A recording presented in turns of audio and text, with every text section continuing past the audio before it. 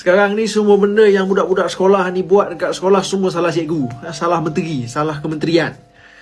Budak-budak bergaduh dekat sekolah bawa perangai Samsung, salah cikgu sebab cikgu tak pantau. Budak-budak misbehave dekat sekolah sehingga ada kes jenayah, ada kes kematian. Semua salah cikgu, salah menteri. Cikgu tak pantau, cikgu tak didik, cikgu tak tegas. Menteri tak itu, menteri tak ini, Fadlina itu, Fadlina ini. Habis tu mak bapak buat apa?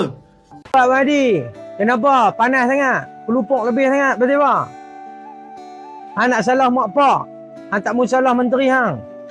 Hang nak bela cikgu. Macam mana ni? Lah ni apa masalah hang lah ni? Pasal kes bunuh tu kau Mahdi. Kami tak salah pun cikgu, kami tak salah pun siapa-siapa di dalam sekolah tu. Tapi kita nak bagi tahu kat hang, Perdana Menteri Pelajaran hang tu gagal. Gagal buat sistem yang ketat, undang-undang yang ketat. Bagi balik hak-hak cikgu. Apa yang cikgu, tugas-tugas cikgu di dalam sekolah. Peranan-peranan guru besar, PKM, semua kena bertindak. Ini hari dia naik jadi Menteri Pelajaran, apa yang dia buat? Pi bubuh lencana bendera Malaysia, penting ke?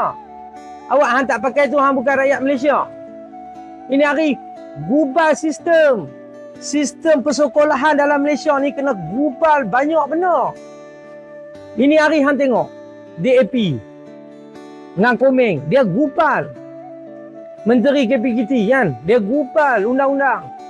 Buat urah lah, buat tu, buat ni. Hang nampak macam mana mereka punya perform. Ni menteri-menteri Melayu kita nak gubal sistem pun pengecut.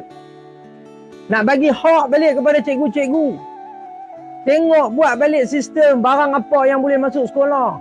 Murid ni kena berdisiplin macam mana. Ketatkan sikit Mahdi. Menteri hang tu kena letak jawatan lah. Sekali dua jadi kecelakaan di sekolah tak apa lah. Ni tiap bulan jadi macam-macam. Gagal lah. Bila buli, buat slogan sebelum naik kelas. Kami benci buli, kami benci buli. Awak hang ingat buli lepas ni tak ada? Tak sekadar kata macam tu ya. Ya, aku tak nafi. Memang peranan ibu bapa pun kena ada.